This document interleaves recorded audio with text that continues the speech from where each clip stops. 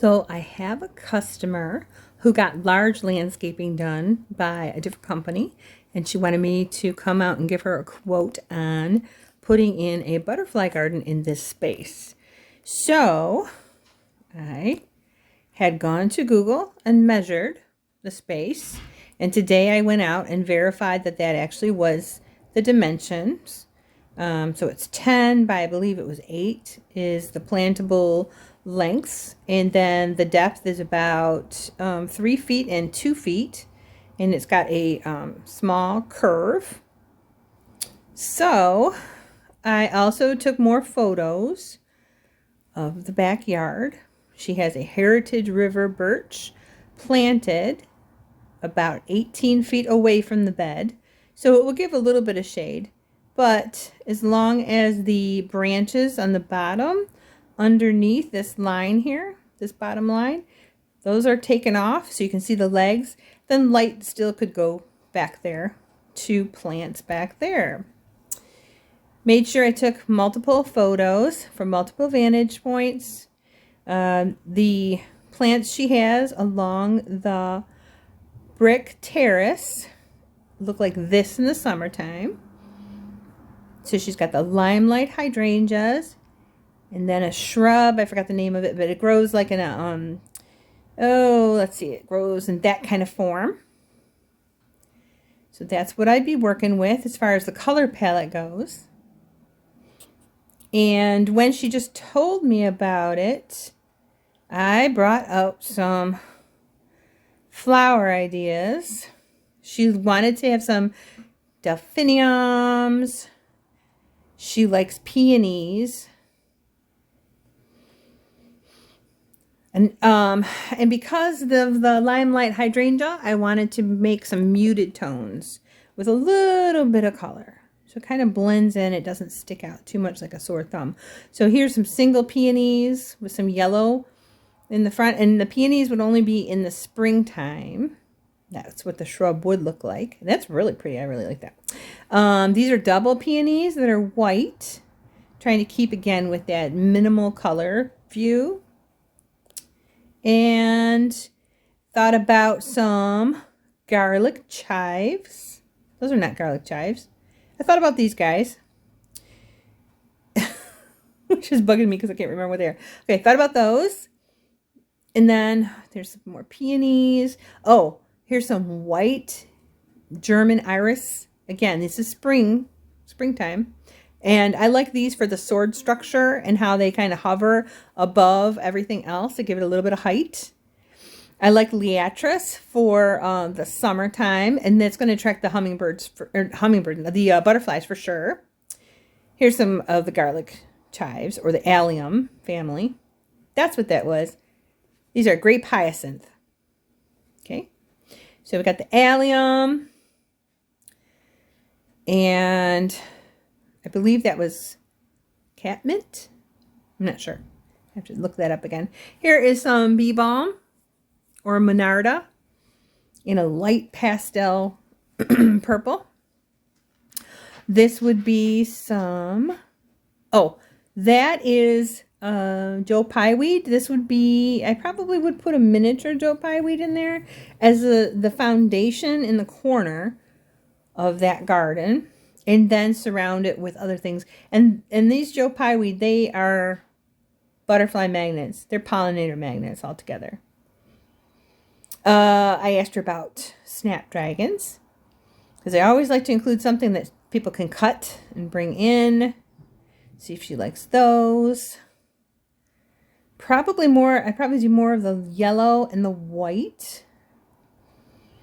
And then as I saw these pastel zinnias. I love those, so I ordered those seeds to start.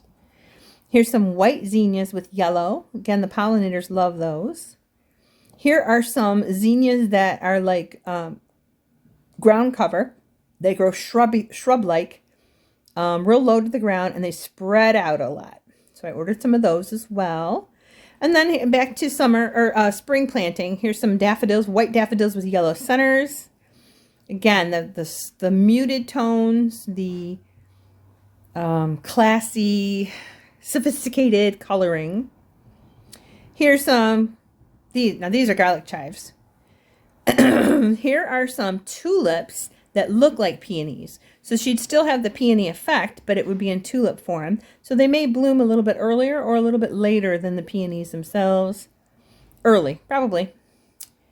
Let's see. And then put them together. This would be the spring landscape in that garden, with a peony probably being the front and center flower up here.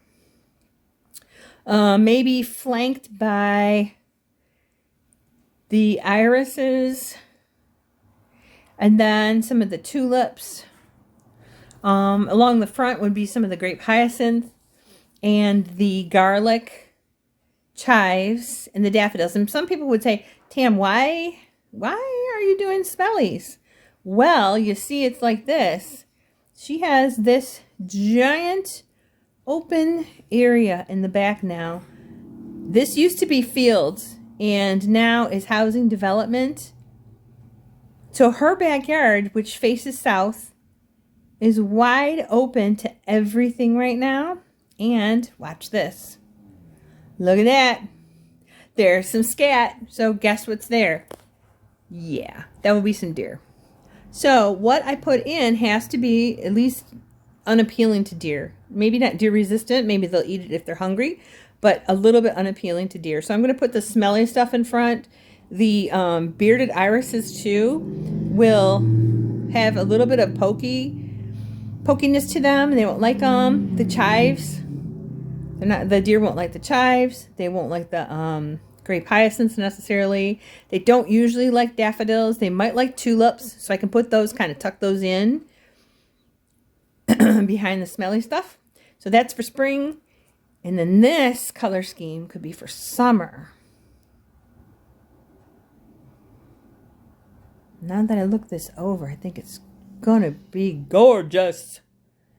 I may have to put some more allium in front. The Monarda, the top right corner there, that's kind of fragrant. Deer don't tend to like that. I don't think they like Liatris. I have to find out about the zinnias and snapdragon. The foxglove would be in the back, probably against the house more.